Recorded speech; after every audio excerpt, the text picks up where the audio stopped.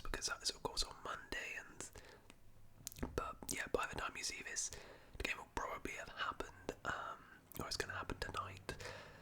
Probably a good thing, to be honest, that I'm not covering this because it'll probably be another disaster class from us. But yeah, luckily I can rest this game. We can just laugh at all the other clubs who drop points. But anyways, let's get into it. So first game is Newcastle 1, Bournemouth 4. Goals from Bruno Guimaraes, a hat-trick from Justin Kluivert, a goal from Milos Kerkez. So one of the biggest shocks really of the weekend here, Bournemouth absolutely blamming Newcastle 4-1 at the crib. I mean, that is crazy. Justin Kluivert with his second hat-trick of this Premier League season, and none of them penalties as well, which is pretty impressive. Some of the finishes as well were absolutely unbelievable. I mean, actually, I might be able to pull up his XG here, but they were some unreal finishes. He got an assist as well in this game. He only had 3 shots. Yeah, that is crazy. 0.22 XG, and he got 3 goals. He was unbelievable, and this was just overall just absolutely unreal from Bournemouth. What a fantastic performance from them. To go to Newcastle, I mean, these two teams are the most informed teams in the league right now, but Newcastle being at home and the way they've been playing, you wouldn't have really expected with Bournemouth the amount of injuries they've had. I believe they literally don't have a senior player on the bench yet. Like, Mark Travis is literally only proper senior player on the bench. Look at all of this. That's crazy.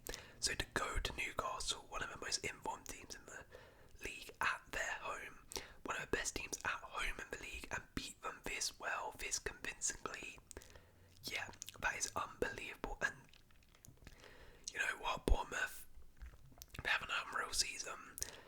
Champions League is on. Champions League is definitely on the cards for Bournemouth here. If he can hopefully get some players come back from injury, or maybe go into the window and buy some players, they can definitely get Champions League because they are playing so well right now, particularly against these bigger sides. They just know how to beat them, don't they? They just know how to beat them. They beat Newcastle, they beat Arsenal, they beat Chelsea. No, they didn't beat Chelsea, but they drew to Chelsea. They beat Man City this season. They beat United. They beat them all. And just what an incredible job Iraola is doing. What an incredible job. As for Newcastle, this was bad. This was very, very bad. Look, losing to Bournemouth, there's not really too much shame in that, but it's maybe the manner of the defeat. Now, I mean, 4-1 is maybe a little bit over the top. Like, they were bad, but it wasn't like that bad, and they did concede 2 goals in the 90th minute. That Kirkers one was unbelievable, by the way. A lot of Bournemouth's goals were sort of just really good goals, which you can do much about. But still, Bournemouth overall really limited Newcastle to not a lot of chances. That was a really poor day at the office for Newcastle.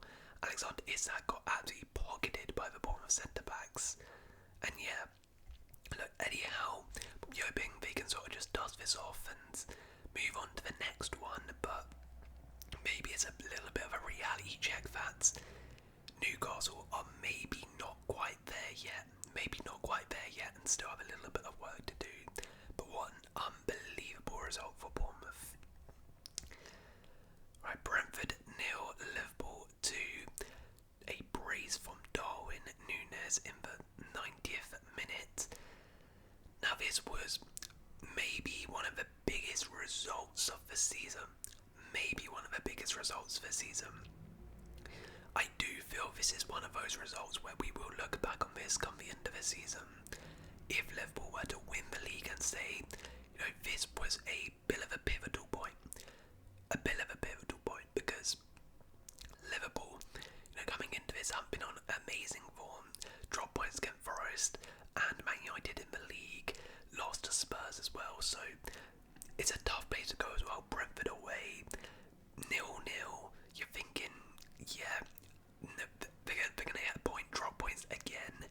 Obviously not losing losing is fine. A point, okay, cool, but dropping points 3 weeks in a row, maybe not the best. Maybe our Liverpool start to falter. But then, it's a cliche, but it was a champion's performance. When you need someone to step up, when you need someone to be a hero, Darwin Nunez of all people comes off the bench to score a brace. Trent Alexander-Arnold did absolutely fantastic for that goal, by the way, and overall was superb. I did think overall Liverpool were probably the better side. They had a lot of chances in this game, particularly in the first half. 19 shots, but they just could not put the ball in the back of the net. Although I thought in the second half Brentford were actually quite good. Liverpool were decent, but not amazing. However, and to be honest, those 2 goals just came out of nowhere. I was feeling like, okay, yeah, this is going to end 0-0, but then all of a sudden Liverpool came out and got those goals. Well done to Nunez. I mean, now, W is so good for him, of course.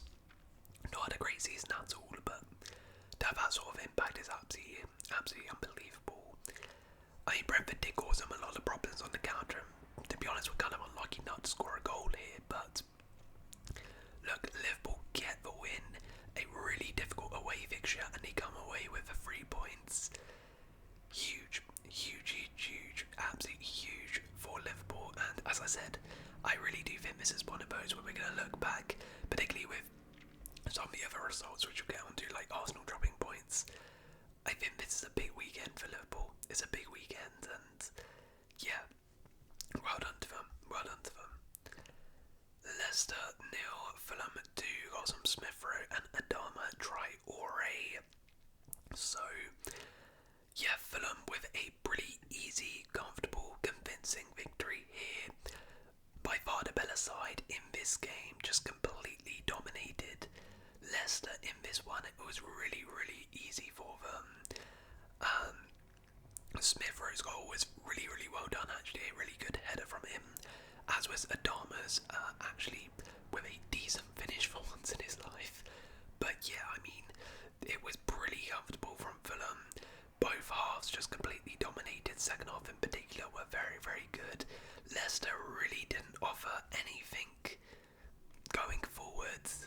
Only one big chance, and defensively, yeah, not the best either. Just overall really dismal display by Leicester. And I mean, oh yeah, I should say shout out to Harry Wilson, by the way, for that. I think it was a Smith Rowe one. He did absolutely amazing to keep that ball in. But yeah, Leicester, I mean, how many losses in a row is that? I think it might tell me here. No. I think it's like 7 losses or something in a row now. It's not looking good. It's not looking good for Leicester right now. Obviously, I don't think they should be like sacking Ruud van Nistelrooy, because this is not his fault. Quite simply, this squad is just not good enough for the Premier League. It's just not good enough. There's already a lot he can do with this. But yeah, it's not looking good. I think it's kind of inevitable now that they are going to get relegated, as with a couple other teams, to be honest, which we'll get on to. But I just don't see how Leicester are going to stay up. They just really lack any quality going forward. Their defence is all over the place. There's just nothing positive really in this Leicester side. And yeah, another bleak performance, but Fulham back to winning ways. Well done to them. West Ham 0, Crystal Palace 2, a brace from Jean-Philippe Mateta, and a red card from Mavropanos. So, Crystal Palace with a big away victory here in a London derby, and they were deserved victors in this one. I mean, West Ham didn't have a single shot on target. Crystal Palace were comfortably the better side in this one. And Jean-Philippe Mateta continues with his fantastic scoring record. He was superb in this game. His overall play was amazing, and yeah, he gets a brace here. I think that's like 4 in his last 5 or something like that. He's on a really good run right now. Starting to get back to his best. There's no surprise that he's starting to score again, and Crystal Palace are also starting to get back to their best, starting to pick up points, because without him there's not really anyone else who will score goals in this team. So they rely a lot on Mateta, and he was once again superb in front of goal here. And Palace defensively were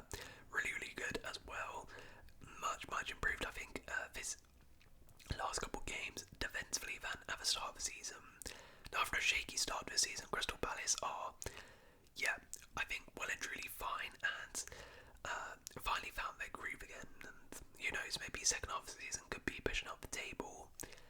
As for West Ham, yeah, really poor display. Obviously, Graham Potter's second game in charge in the league, but much worse performance than last time. I mean, their last game, can't remember, was it Fulham? Yeah, it was Fulham.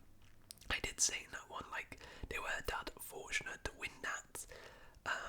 But yeah, look, he's not going to come in and change things overnight. They did get a red card as well, clear red card from Mavropanos, second yellow. But yeah, I mean, overall, just a poor display from West Ham. And of course, Graham Potter has a lot of work to do, at West Ham, and he's not going to fix it overnight because, yeah, they've just been left in an absolute mess from Julian Lopetegui. Alright, so, I'm going to enjoy this one. Arsenal 2, Aston Villa 2. Goals from Gabriel Martinelli, Kai Havertz, Yuri Tielemans and Ollie Watkins. Wow. So Arsenal bottle a 2-0 lead versus Aston Villa. Unai Emery strikes again. Unai Emery, oh my word. This guy, it's so funny. I swear, whenever Villa need to get a result versus Arsenal, or actually Arsenal need to get a result versus Villa, it's a pivotal moment of the season. They always mess up. They ruined their title hopes last season, and they might have just ruined them now. 2-0 up, and at that point Arsenal were pretty comfortable. They were dominating the game. First half, very good. I mean, Villa looked pretty bad, could barely keep hold of the ball, couldn't create anything. Same thing for the second half, and then all of a sudden the goal comes, and then bang, heads drop, and then they hit him again 8 minutes later, and Arsenal capitulate. It was beautiful. It was absolutely beautiful to watch, to be honest. As an Arsenal hater, I absolutely loved this game. Ollie Watkins as well strikes again. This guy has been pretty trash for most of this season, but oh boy, when it comes to scoring against Arsenal, he loves it. He's feasting against Arsenal. I mean, by the way, 2 really good goals. Great header from Yuri Tielemans. Great finish from Watkins. Unbelievable cross from Cash and Luca Dean as well. Well done to Villa. By the way. But oh, Arsenal. Oh gosh, it's beautiful. Trossard, I mean, you played really well, but I mean, he completely missed it. He missed such a stiller at the end. It's the same old story. Really poor at the front of the pitch. I mean, 2 bums, Martinelli and Havertz, actually scored this game, which is, I guess, one positive, but they should have scored more. They were dominant. They should have scored more. And then I think the more concerning thing, and the reason I'm saying that maybe the title is done here, is, I mean, defensively they were rubbish. You see, Arsenal, at least, what you can say about them is, even if they're not scoring defensively, they'll be pretty solid. I mean, Saliba was out for this game and they just completely capitulated. I mean, both those goals were really nice, but the defending was really poor. How are you allowing Tielemans and Watkins from those deep crosses to have just complete time in the world to get free and score those goals? I mean, it's really poor defending. Like, obviously Saliba being injured is poor, but go on. You gotta find a way to deal with all these injuries. I know you got a load of injuries, but hey, you didn't get any injuries last season. Manchester City got loads of injuries last season. They managed to win the league. I literally just spoke about Bournemouth. They didn't have a single senior player on their bench. They just went to Newcastle and beat them 4-1. You, with a fully fit squad, haven't even beaten Newcastle this entire season. So, quite frankly, I don't want to hear that, oh, we've got injuries. William Saliba's injured now. Oh man, I don't want to hear no sort of sob story for Arsenal, because you've been pretty much injury free from the last couple of years. You couldn't get the job done then, and now you've got injuries. You still can't get the job done. So yeah, look, I mean, Arsenal, I think they're done. I mean, I just see too many problems. The attack is just, it's not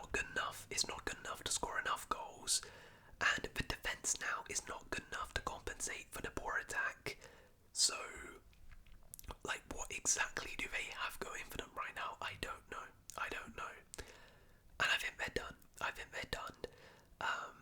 And we love to see it. But yeah, more dropped points for Arsenal, capitulating in this manner. And listen, maybe I'll do a video on this soon, but it's starting to come up. We're gonna have an Arteta conversation soon. That's all I'm saying. We're gonna have a conversation. That's all I'm saying. Oh boy. After that, we're treated to another Spurs loss. Everton 3, Spurs 2. Goals on Calvert-Lewin, Ilman Ndiaye.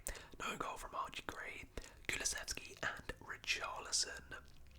I mean, wow. Spurs. They are 15th in the league. Everton are now 4 points behind them.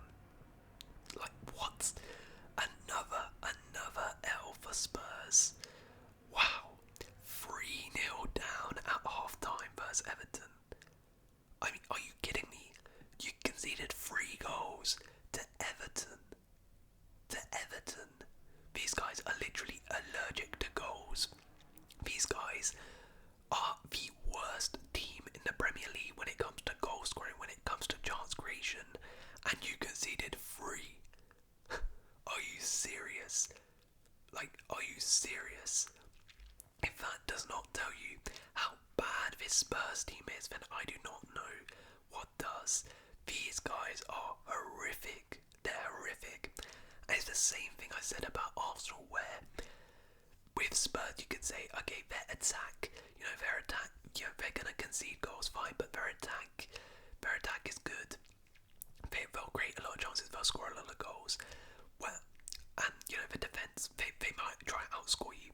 Well, now in recent games their attack's been absolutely rubbish. They've barely been creating any chances, and their defence is going to go off the pot. So what exactly is Ange offering? What exactly are Spurs doing?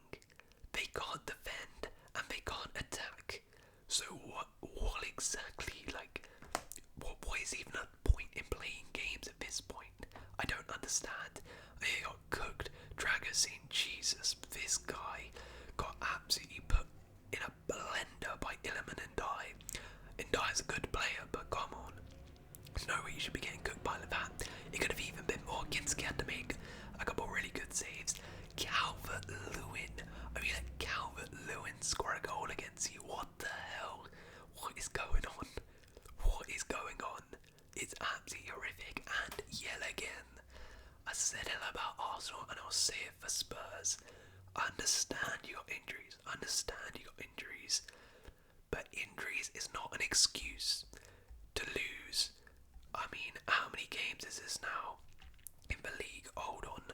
In a row. 1, 2, 3 losses in a row. 4, 5, 6 games in the league without a win. I'm sorry, I don't care how many injuries you have. You, as Spurs, you should not be going 6 without a win in the league. I'm sorry, that's simply not the case. Again, I'll bring it up. Bournemouth didn't have a single senior player on their bench, and they went to Newcastle away and won 4-1.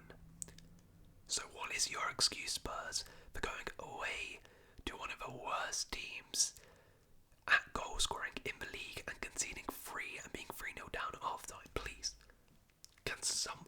honestly, if someone can explain, give me a valid reason why Bournemouth can go away to Newcastle with more injuries than Spurs and win 4-1, and Spurs can go away to one of the worst teams attacking and be 3-0 down at half time, then, oh my dear, I will give you £500 if you can give me a logical reason why that's the case.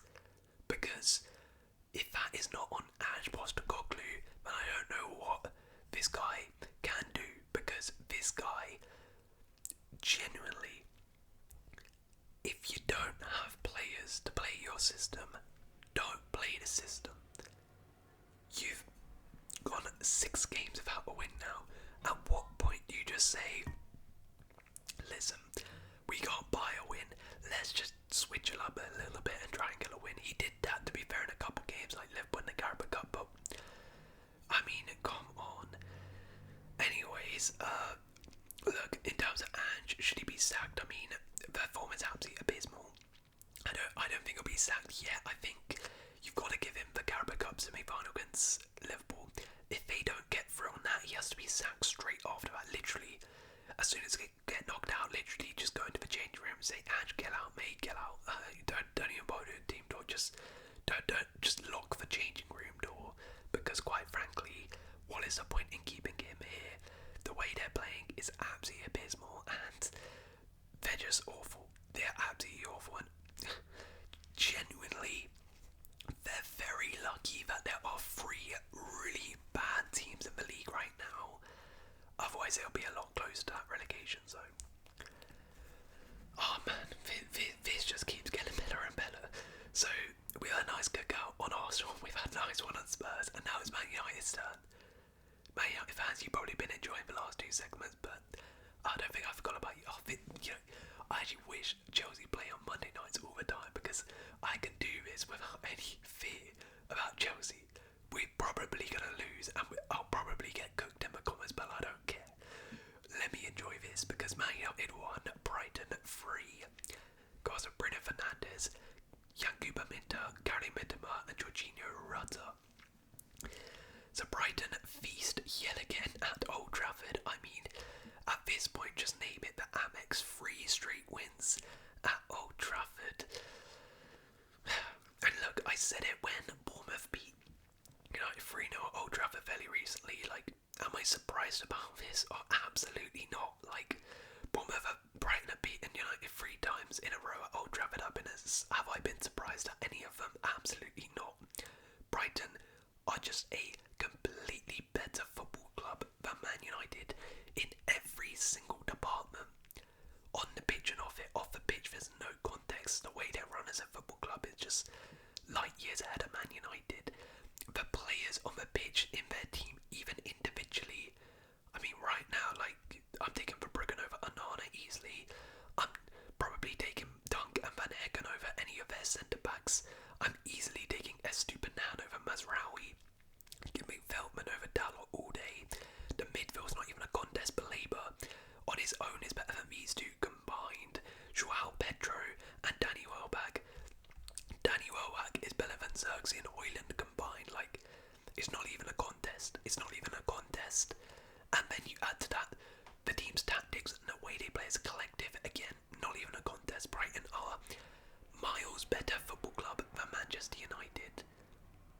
That being said, while I'm not shocked, you should still be very angry if you're a United fan, because that was abysmal. That was abysmal. And you should not be losing this badly at home. I mean, it was comfortable. It was pretty comfortable for Brighton. Besides the penalty, United literally didn't do anything in this game. They did nothing in this game. They created absolutely nothing. They created absolutely nothing in this game. Like, look at that. The only big chance was that penalty. They did absolutely nothing in this game. And then defensively, they were getting cut open by Brighton. It was so easy for Brighton. It was a walk in the park. I mean, Fabian Hurst after the game literally said that, we sort of knew exactly how to beat Man United. It was a simple game plan, pretty much. I mean, that is so embarrassing. So embarrassing. I mean, Andre Onana, jeez, this guy, what on earth? Wow. I mean, the less said about him, the better, honestly. Mainu stink out the place. The midfield was absolutely abysmal. Absolutely abysmal. Mazraoui, oh my word, awful. I mean, Lenny Yoro, man, this guy has been stinking out the place the last few games. He's been awful. It's just been abysmal. I mean, what more can I say about United, really? They're just a trash team. They're just generally not a good side.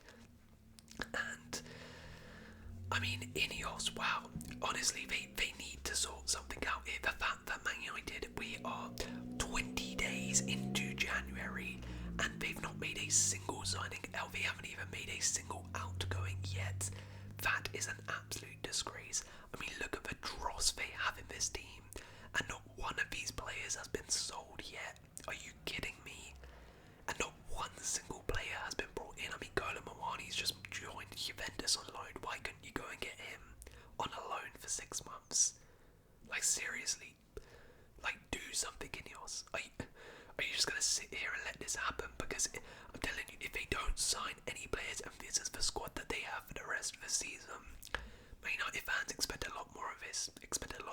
Because, I mean, you were very lucky to beat Southampton. And Southampton are one of the worst teams in Premier League history right now. So, yeah, honestly, Man United fans, it's gonna keep getting worse. Ruben Amorim as well, by the way. This guy comes out and says this is the worst Man United team in history. Well, listen, mate, you're right. You are right. But quite frankly, you're a part of that too. Because, I'm sorry, yeah, the players absolutely stink, but it's your job to sort them out. It's your job to get the best out of them. It's your job to make these guys better. It's your job to set up the team and make it better. And yes, as I said, you're probably right. They are the worst team in history. And yeah, that may be better than sugarcoating. Like Ten Hag didn't say, oh, you know, we're a good team and all that. But if my manager, I don't want my manager coming out and saying we're the worst team in Man United history. Like, that's the biggest defeatist mentality I think I've ever heard. Like, what message does that send to these players? What message does it send to the fans? What message does it send to everyone? Like, saying, oh yeah, this is the worst team in history. I'm sorry. As a fan, I want some hope. I want some confidence. I want to believe in you. I want to believe in the team that things are going to get better. And you're coming out and telling me this is the worst team in history. Like, seriously. So, like, how am I meant to support you? How am I meant to support this team? As I said, you're not wrong, but to publicly come out and say that, I thought was a bit wild. I mean, yeah, it's great that he's calling out these players, but it's about time. But I'm sorry, I wouldn't. You can call out your players, but maybe don't say that, because as I said, you're a part of this, and it is your job to make the most of it. Of course, he is not to blame for this mess, but he has to take a lot of blame as well, in terms of you need to try and sort this out, and right now you're not sorting it out. Anyways, I have plenty more times to go to Man United, so let's move on. Nottingham Forest 3, Southampton 2, goals from Elliot Anderson, Callum Hudson-Odoi, Chris Wood, Jan Bednarek and Paul Onuachu. Nottingham Forest pick up a win here in a pretty crazy game. I mean, we almost saw one of the craziest comebacks you would ever see in this one. Nottingham Forest were 3-0 up in the first half. They were absolutely cruising. I mean, they scored some absolute bangers. All of their goals were unreal. Anderson's, Hudson-Odoi's in particular were superb. I mean, look at that. They scored 3 goals from 0.29 XG. But they were completely cruising. They were cruising, second half cruising. And then all of a sudden, Bednarek scores, and Onuachu scores. I mean, finally scores a goal. I think that's his first ever Southampton goal. And then at the end as well, in stoppage time, Bednarek has a header saved off the line by Ola Aina, who makes his second goal-saving clearance off the line in the space of a week, which is pretty crazy. He did that versus Liverpool, didn't he, too? And Forest hold on versus Southampton. But I mean, overall, they completely deserved the victory. They should have scored more in the second half. They were the better side completely, and Southampton were very, very fortunate. I mean, they had a goal disallowed, Milenkovic's, which would have never been disallowed for an offside, because we were clearly not interfering, really. And it's another loss for Southampton. It's another win for Forest, who keep on marching on, keeping on that pressure on Liverpool, and yeah, what a real season they're having. Southampton, though, I mean, it was a nice fight back in the end, but overall it was another really poor display, and again, no more points for them.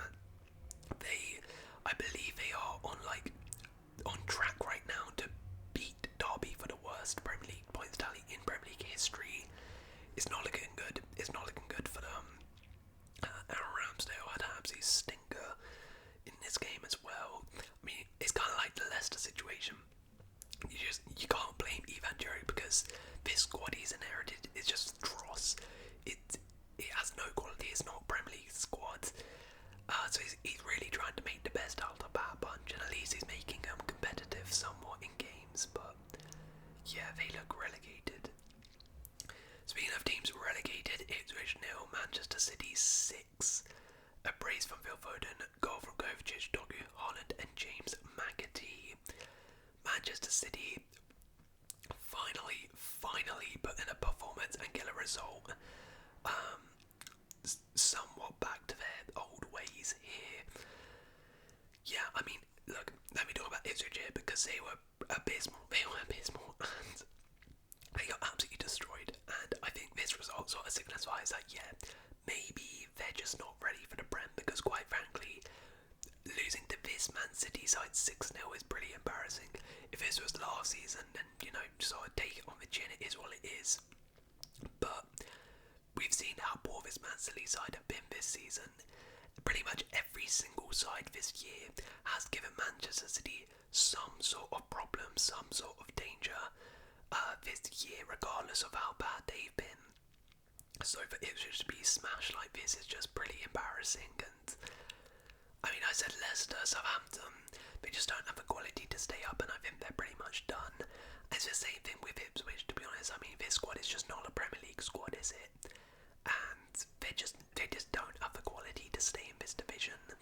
I think those three are pretty much done, to be honest. And I think this result is just such a dagger for Ipswich. You were maybe hoping coming into this, I thought they might actually cause City some problems, potentially take a point off them, but yeah, they got battered. I mean, fair play to City. Because it's not an easy place to go to Ipswich. I know they're pretty bad, but going away to them, it's not the easiest thing to do, and pulling 6 past any team is to be respected. Jeremy Doku, I thought, was absolutely superb in this game. Really, really good. Phil Foden getting a brace. He's starting to get back into his form and getting on the score sheet again. De Bruyne, again, starting to get back into form. Haaland getting a goal after signing that contract, and who knows, maybe that contract signing sort of just has boosted the club, boosted the morale, boosted the team. But this result will definitely boost morale, boost the team. It's definitely what they need going into a big Champions League game midweek. And yeah, fair play to City. A good win for them. Alright, so we'll have a look at the table now then. So Liverpool are now 6 points clear of Arsenal. Nottingham Forest level with Arsenal points. Man City move into the top 4 now. Bournemouth are in 7th, just 1 point off the top 4. Man United down in 13th. Spurs in 15th. Wow. And yeah, Ipswich, Leicester and Southampton down with 6 points. I mean, that is crazy. Right, let's do some awards. So the player of the week, we had a couple nominees here. Could go for Yuri Tielemans, could go for Trent, could go for Jeremy Doku, Phil Foden, Mateta, back to Brace for Palace. I could go Iliman and Dye and Calvert-Lewin. Could go Mitoma, could go Belabor. So many players I go for, but I think for being so clutch, for being such a pivotal moment in potentially the title race, I gotta go Darwin Nunez. For worst player, I mean, it's going to the entire Man United and Spurs team, with special shout-outs to Andre Onana and Dragusin. Worst refereeing decision for me is the disallowing of Milenkovic's goal, and the moment of the week, I mean, it's got to be Ola Aina making 2 goal line clearances to give his team points in the space of 1 week. That's pretty crazy.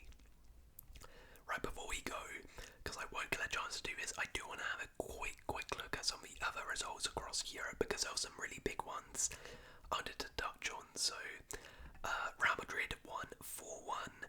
Mbappe got a brace. In this one, they went 1-0 down actually in the space of 1 minute, but fall back, Kylian Mbappe put in a fantastic display. And yeah, big result for Real Madrid, because in the other La Liga games, Atletico Madrid picked up a loss. They had previously won 15 games in a row, but lost to Leganes, a shock loss. And Antoine Griezmann missed a awful penalty in the 90th minute as well. He missed a pen in the 90th minute, which would have got them 8 points, but he put it wide. It was a really bad pen. And Atletico Madrid, they were really bad with a shock loss. And Leganes, I mean, shout out to them, because they beat Barcelona and Atletico Madrid this season. It's pretty crazy, but this has really opened up La Liga, and Barcelona also dropped points, this time to Getafe away.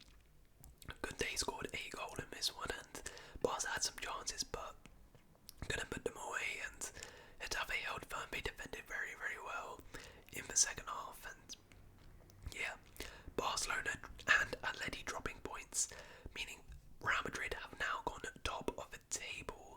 They're 7 points clear of Barca, 2 points ahead of Atleti, so yeah, a big, big week in La Liga. There was also a massive, massive week in Serie A.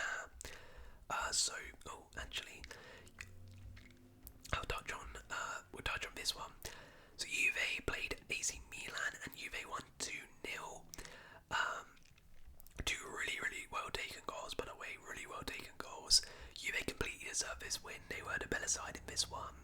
And I mean, I thought that they might have chucked it away late on, as they've sort of been doing, and finally they won a game instead of drawing. AC Milan, I think this might be Sergio Conceição's first loss as Milan manager, but yeah, big, big victory for Juve. But the big game, I was watching this game, was absolutely superb. Absolutely superb to watch. Atalanta 2, Napoli 3. Napoli beating their title contenders Atalanta away from home in a massive, massive result for the title race. Scott McTominay and Romelu Lukaku. I mean, who would have thought these two would be leading a title charge together?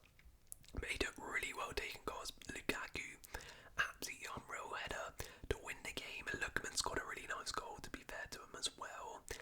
But it was a superb game. It was so end to end. It was really difficult to see who was going to win it in the second half because both teams were going for it. And I mean, Napoli, to be there in the second half, won amazing. Atlanta were the better side, and then all of a sudden out of nowhere, Lukaku just heads it in, and Napoli win 3-2. It was a pretty crazy watch, but that has had big implications on the title race now, because now Napoli move 7 points clear of Atalanta. Atalanta are now slowly slipping away from the title, and as of recording, Inter are actually 0-0 drawing against Empoli, which is a bit of a shock there. I mean, if they drop points, then that'll be huge for Napoli, but you would expect them to win still. But yeah, that was a massive, massive game. Massive game there. We'll have a look at the Bundesliga as well then. I think, what was the games? Oh yeah, Bayern Munich held on to a victory against Wolfsburg. They had to fight for it. I mean, they completely dominated the match, but they had to fight for it. A little late scare from Wolfsburg, but they held on to get a big victory. Dortmund also lost to Frankfurt. Frankfurt with a massive victory. I believe this is Oscar Højlund, who is, the brother of Rasmus. I mean, he's doing clearly much better than his brother is right now. But what a result for Frankfurt. Obviously, Mamouche is gone, but they managed to win a game without him, and not good for Dortmund. Big result for Frankfurt and their top 4 hopes. Leipzig, I mean, wow, absolutely bottled it. They were 3-0 up at half time versus bottom of the league, Bochum, and they drew 3-3. I mean, that is insane. I don't know, has Marco Rose been sacked? Surely he's got to be sacked by now. There's no way Marco Rose, I mean, they are having a dismal season right now, out of the Champions League, and to throw away a lead like that against bottom of the league Bochum, surely he's got to go. Leverkusen keeping up pace with Bayern Munich, another win for them. Florian Wirtz with a brace in this one. Patrick Schick continues to score as well, but yeah, that was pretty much everything I wanted to cover. If you guys have enjoyed this video, please do leave a like, consider subscribing. I'll see you in another video.